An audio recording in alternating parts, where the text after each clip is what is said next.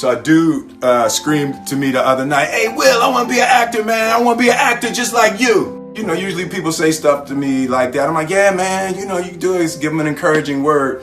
But I was just sitting in here thinking, and it dawned on me, 99% of people that say stuff like that are not willing to do what it takes to make their dreams come true. The Marines have a saying, everybody wants to go to heaven, but nobody wants to die.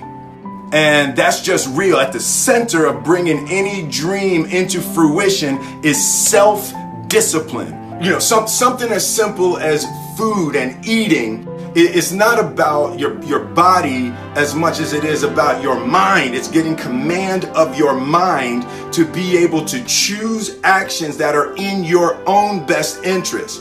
Every day, we are choosing shit that's not in our own best interest, right? So if the world is attacking you and the world wants to fight you and the world's trying to hold you down, so you're gonna kick yourself in the balls?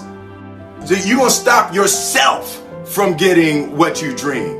Self-discipline is the center of all material success. You cannot win the war against the world if you can't win the war against your own mind. Everybody has dreams, and as much as you want to be able to listen a little bit, because somebody's going to give you a gem, but nobody knows but you. You can't get advice on what you should do with your life, right? Nobody knows what you are.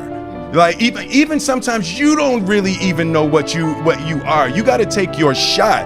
And it's like, as much as you want people to agree and you want the people around you to be supporting your dreams and all, it's not going to be like that all the time. You got to do it alone.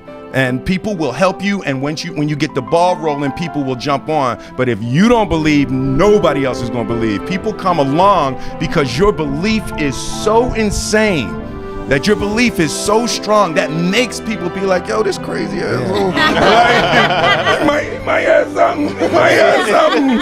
Yeah. Following your dreams is a lonely, solitary, scary, dangerous pursuit.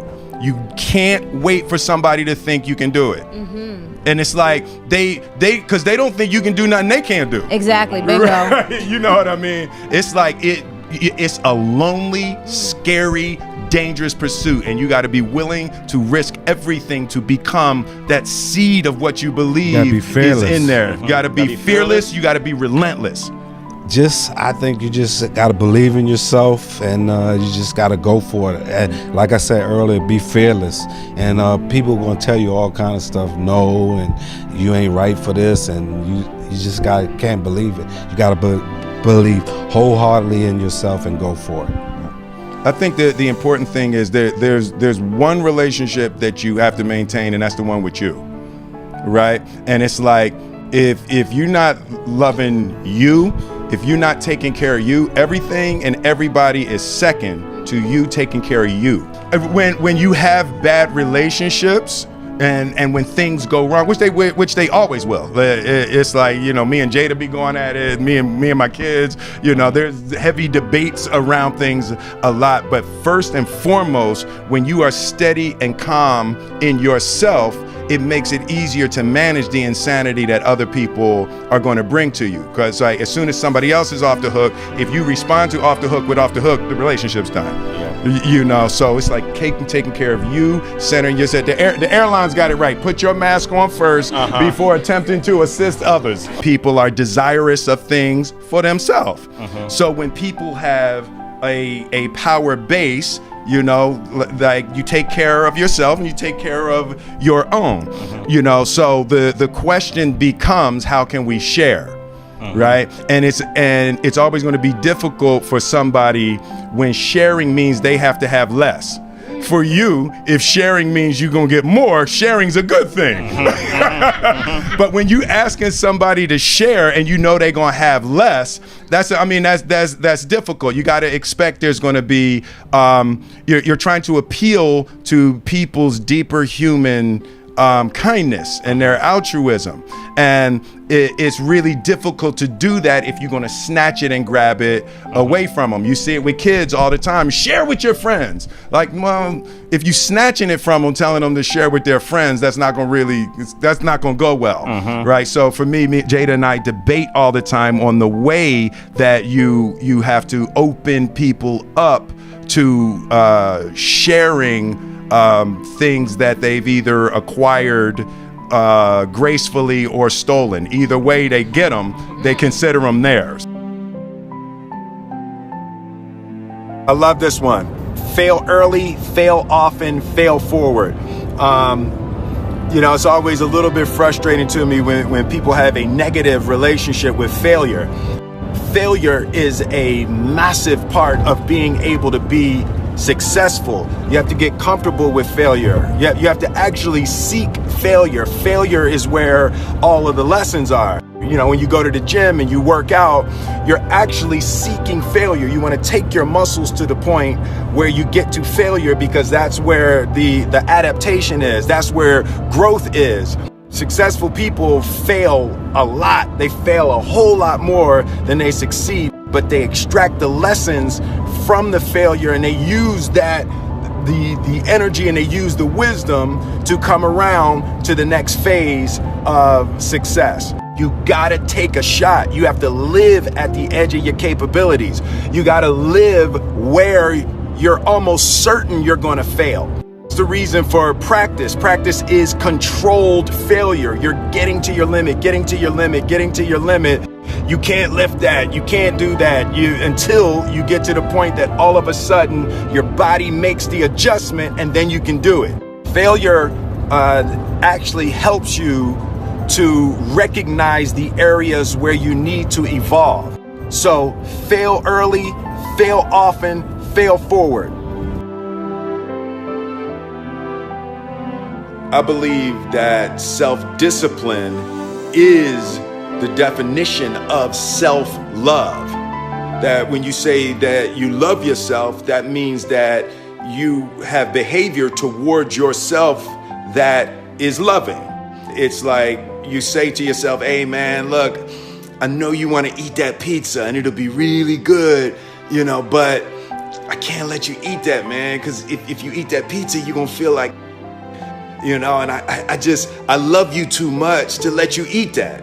And I think the word discipline has kind of gotten a bad name. We think about it in terms of punishment. I'm not talking about discipline in that way. I'm talking about discipline in the sense that you forego immediate pleasure for the exchange of long-term self-respect. Self-love is when you say to yourself, man, look, I know you and that girl got a real connection. I know y'all vibe, but that's your girl's cousin. So I love you too much to let you do that. Self-love is, hey, look, I know you got a test on Monday, and I know you really want to go out with your friends. It's Saturday night, you want to go out, but if you fail that test, you're not going to feel good about yourself. I love you too much to let you go out tonight. Self-discipline is self-love. If you want to be happy, you have to love yourself, which means you have to discipline your behavior. The road to sustained happiness is through disciplining your behavior. I was just having a debate with a friend of mine, and we got stuck on the difference between fault and responsibility. She kept talking about how something was somebody's fault. It's somebody's fault. And I was like, it don't matter whose fault it is that something is broken if it's your responsibility to fix it. For example, it's not somebody's fault if their father was an abusive alcoholic, but it's for damn sure their responsibility to figure out how they're going to deal with those traumas and try to make a life out of it. It's not your fault if your partner cheated and ruined your marriage, but it is for damn sure your responsibility to figure out how to take that pain and how to overcome that and build a happy life for yourself. Fault and responsibility do not go together. It sucks, but they don't. When something is somebody's fault, we want them to suffer. We want them punished. We want them to pay. We want it to be their responsibility to fix it, but that's not how it works, especially when it's your heart. Your heart, your life, your happiness is your responsibility and your responsibility alone. As long as we're pointing the finger and stuck in whose fault something is, we're jammed and trapped into victim mode. When you're in victim mode, you are stuck in suffering. The road to power is in taking responsibility.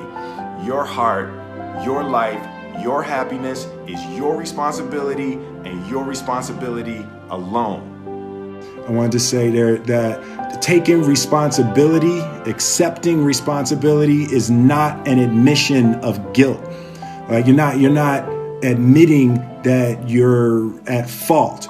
Taking responsibility is a recognition of the power that you seize when you stop blaming people. It's not like you're letting somebody who wronged you off the hook. Like, taking responsibility is an act of emotional self-defense.